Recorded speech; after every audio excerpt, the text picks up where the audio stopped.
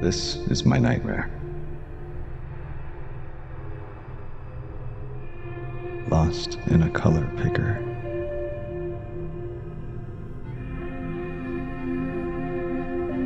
Cast away in the cruel gradient sea.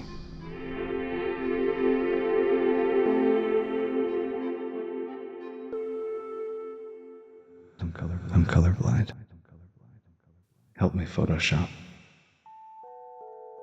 I need peach? Where's peach? Let's get oriented. This is red. This is blue, probably, but in between these two is purple. Where does purple end and blue begin? And where's peach? Color libraries. I know what a library is. Libraries have categories. I need categories. I need words. Are there words in your library, Photoshop? Oh, wonderful words. Wait, what are these words? Wait, what are these words? What do these words mean? Are these colors? Which colors are they? I just wanna color John Lithgow. Are you the color of John Lithgow's arm? Is his arm peach? Is it tan? Is it beige? What's the difference between tan and beige? Is he pasty? What color is a pasty man's arm? It's not white. He's not a ghost. You're not a ghost, are you, John Lithgow? Oh, thank God. I have an idea. I'm gonna eye drop you, John. I got you. Your arm is probably about the same color as your neck. There we go. Hex code. Eunry. Eunry. I don't know what that is. Eunry? Is John Lithgow Eunry? Well, he is now. I'm sorry, John. This is the best I could do. I hope you're not embarrassed. I don't want to let you down. You watching this, are you colorblind? Do you have perfect pitch? If the answer is no for both, then let me show you through your ears what it's like to look through my eyes. A piano is easy. If you know C, then you know the piano. I can't buy you a theremin, but I can take you here. This is a musical gradient. Without looking down, try playing Mary Had a Little Lamb. Can you do it? It starts with the note E. Do you feel lost?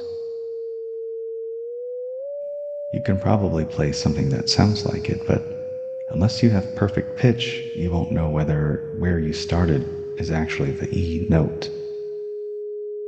If it's not, and what you thought was your anchor is wrong, then is John Lithgow even eunry?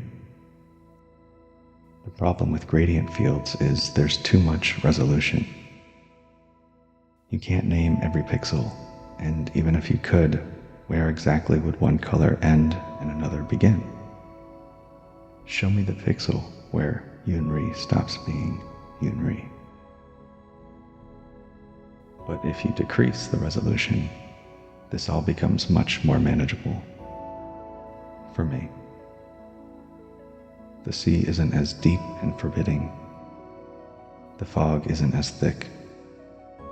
We slice up the frequency band of sound into notes. We break digital images into pixels. We compress colors into units of bit depth. We reduce, we simplify, we name. And reality is made up of all the things we can name. I haven't seen colour. I live in a monochromatic world. can't use color. 2,000 years ago, a Buddhist monk wrote a tetralemma, which is like a dilemma, but with more lemma. 2 more lemma than a dilemma. Here's how it goes. Everything is real, not real, both real and not real, neither real nor not real. This is the Buddha's teaching.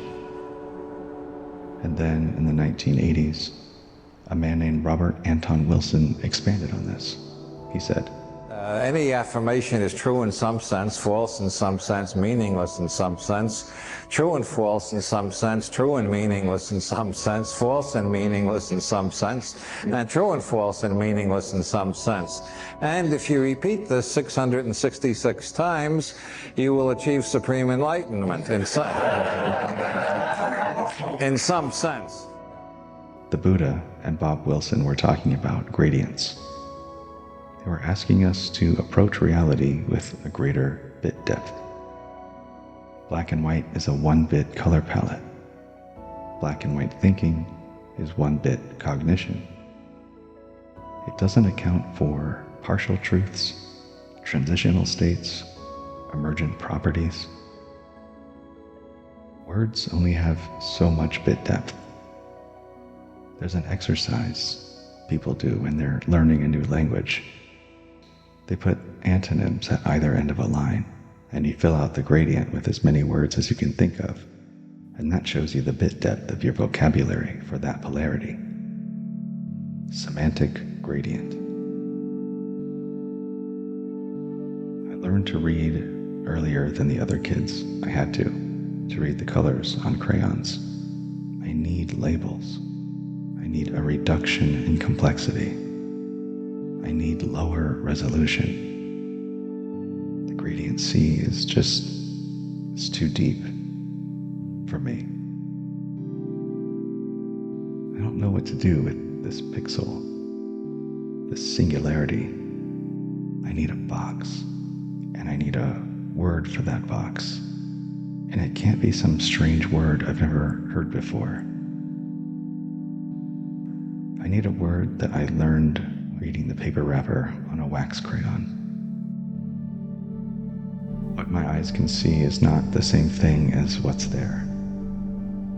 Everyone around me proves this to me every day. The map is not the territory. I feel it every day. The boxes, the words, the categories, the affordances. They're artificial, but they're the only thing standing between me and my nightmare. The nightmare of being forever lost at sea. No compass, no stars, no moon. Just my eyes and the gradient.